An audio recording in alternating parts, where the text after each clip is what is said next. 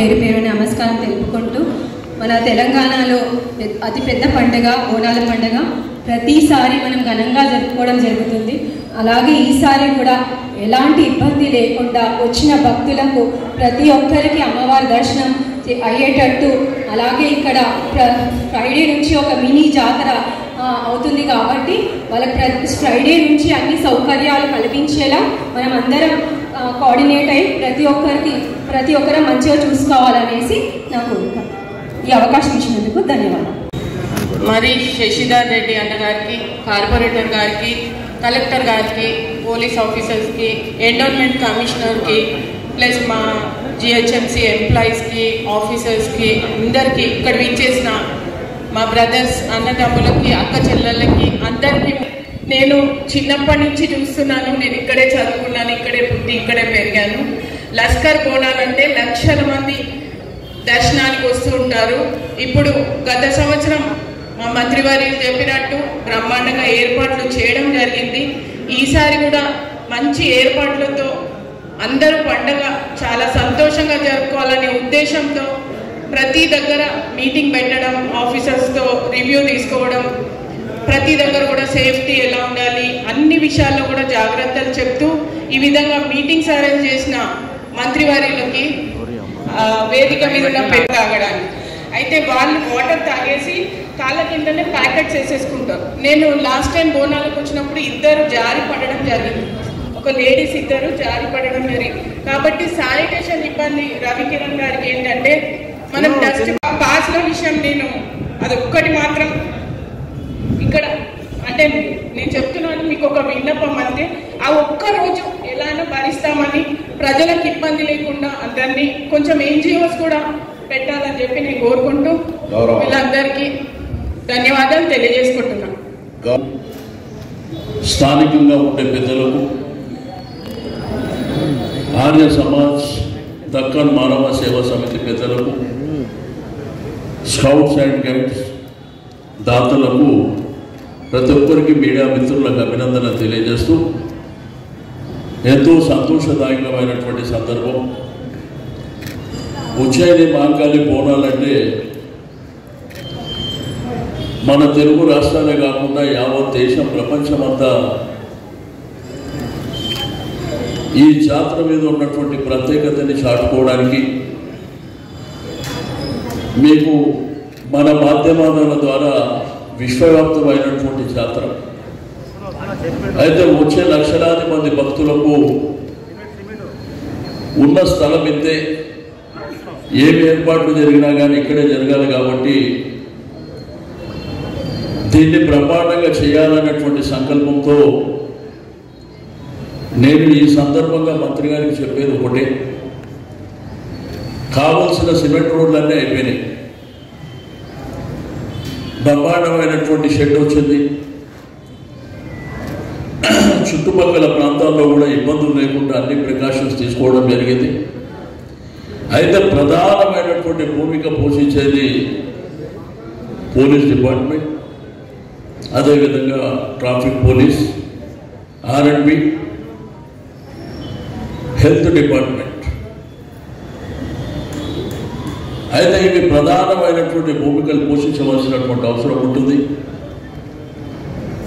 దీంట్లో లాండ్ ఆర్డర్కి వచ్చినప్పుడు మన దగ్గర ఆల్రెడీ సీసీ కెమెరాస్ ఉన్నాయి, అవి ఎన్ని రన్నింగ్లో ఉన్నాయి అది ఒకసారి మరి చెక్ చేసుకోవాల్సినటువంటి అవసరం ఉన్నది.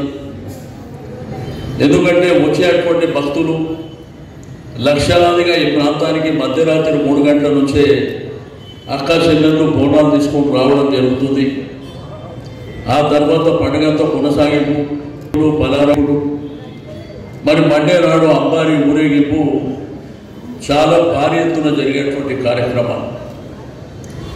అయితే ఇక్కడ నేను జాయింట్ కమిషనర్ గారికి, డీసీపీ గారికి రిక్వెస్ట్ చేసేది, ఇక్కడ పాతగా ఈ మాంకాళి పోలీస్ స్టేషన్ కానీ, రాంగోపాల్పేట కానీ, మోండా మార్కెట్ కానీ, అదేవిధంగా బేగంపేట, గోపాల్పురం గతంలో పనిచేసినటువంటి సిఐలను కూడా మీరు కోఆర్డినేషన్ చేసుకోండి.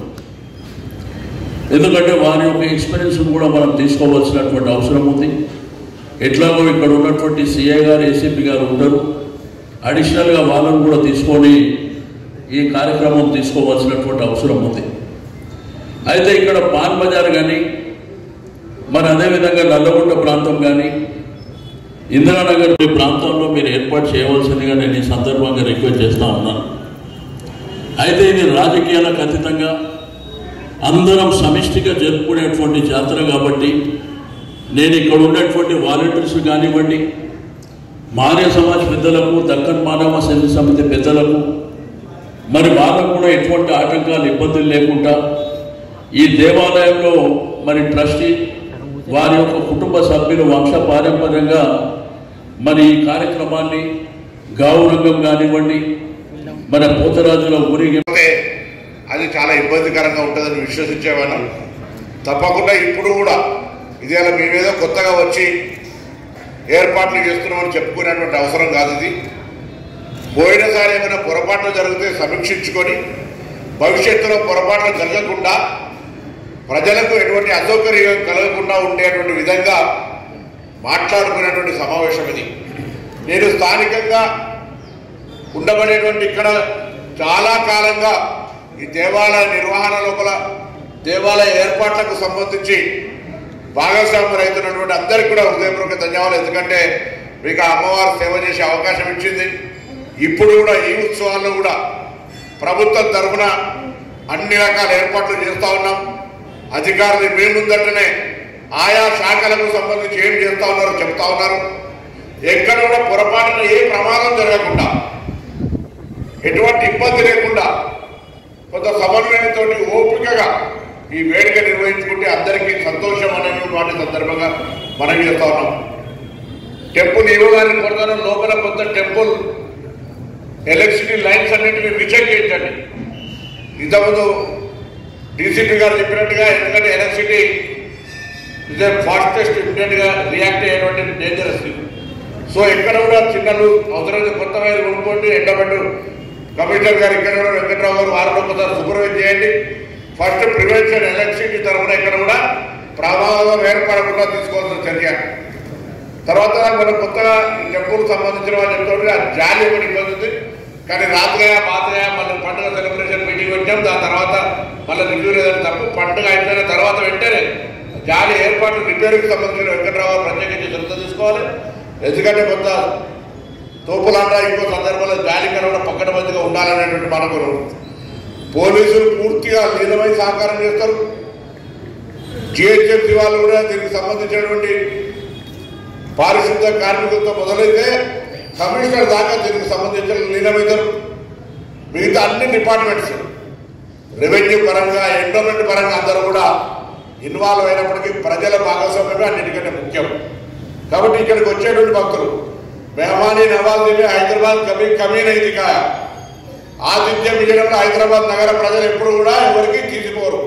కాబట్టి ఇప్పుడు వచ్చే లక్షలాది మంది భక్తులు లష్కర్ భవన్ మీద సికింద్రాబాదు ఈ ఏరియా ఈ ప్రాంతానికి సంబంధించింది కాదు, తెలంగాణ దేశ విదేశాల నుంచి వచ్చేటువంటి భక్తులకు ఇక్కడికి వచ్చేటువంటి వాళ్ళ సౌకర్యం కోసం స్థానిక హైదరాబాద్ ప్రజలు వారి యొక్క ఆతిథ్యానికి మారుపేరైనటువంటి మనం ఉర్దూలో చెప్పుకోవడం ఎప్పుడు మనం మాట్లాడుతాం ఏ సందర్భంలోనైనా मेहमानी नवाजी में कभी कम नहीं है। हैदराबाद आने वालों के लिए हमारा दरवाजा कभी खुला रहे, सबका मेहमानी नवाजी दिखाएगी అన్నట్టుగా దయచేసి నేను మిమ్మల్ని అందరినీ కోరుతా ఉన్నా. హైదరాబాద్ ఆతిథ్యానికి మారుపేరిచ్చే విధంగా ఎక్కడికెక్కడ వాళ్ళు, ఎందుకంటే నాకు తెలుసు ప్రతి ఊర్లలో కూడా బోనాలైతే మొత్తం చుట్టాలందరూ పిలుచుకుంటాం. వియ్యపురాలను అల్లులను బిడ్డల్ని కోడల్ని అందరు మొత్తం కుటుంబం అంతా వస్తుంది. కాబట్టి ఎక్కడికక్కడ హైదరాబాద్లో ఆ రోజు నేను డ్రింకింగ్ వాటర్ చెప్తున్నా, కొత్త వాటర్ ఇక్కడ కూడా నాకు అడ్వాంటేజ్ ఉంది. 2 రోజుల లోపల ఫస్ట్ వీక్ గోల్కొండ దగ్గర, సెకండ్ వీక్ బల్కంపేట ఏరియాల, థర్డ్ వీక్ ఇక్కడ, 4th వీక్ లాల్ దర్వాజా. ఈ ప్రాంతాల్లో వాటర్ సప్లైకి వీలైతే 2 times ఇచ్చైనా పబ్లిక్, ఎందుకంటే అతిథులు వస్తారు గెస్టులు, ప్లస్ వాటర్ కన్జంప్షన్ ఎక్కువ ఉంటుంది. కాబట్టి డ్రింకింగ్ వాటర్ ఇష్యూ లేకుండా కూడా కొంత ప్రత్యేకమైనటువంటి ప్రణాళిక చేసుకోవాలని కోరుతా ఉన్నాం. పోలీసు కూడా సిటీ పరంగా ఒకటేసారి అన్ని ఉత్సవాలు అయితే కొద్దిగా ఓవర్బర్డెన్ అవుతుంది. కానీ మనకి ఇక్కడ కన్వీనియంట్గా భగవంతుడు కూడా మొదటి వారం గోల్కొండ, 2వ వారం బల్కంపేట్, 3వ వారం మాంకాళి ఉజ్జయిని, 4వ వారం లాల్ తర్వాత బోనాలతో జరిగేటువంటి కార్యక్రమం. మిగతా రోజులన్నీ వివిధ కార్యక్రమాలు ఉంటాయి. ఘటాల ఊరేగింపు ఉంటుంది, పలహార బండ్లు ఉంటాయి, అంబారి యాత్ర ఉంటుంది, భవిష్యవాణి ఉంటుంది. ఇన్ని కార్యక్రమాలు ఉన్నప్పటికీ కూడా మరి ఆ తల్లి కూడా స్వయంగా తన ఏర్పాట్లను తన పర్యవేక్షించు ఎక్కడ లోపాలు రాకుండా చూసుకుంటుంది.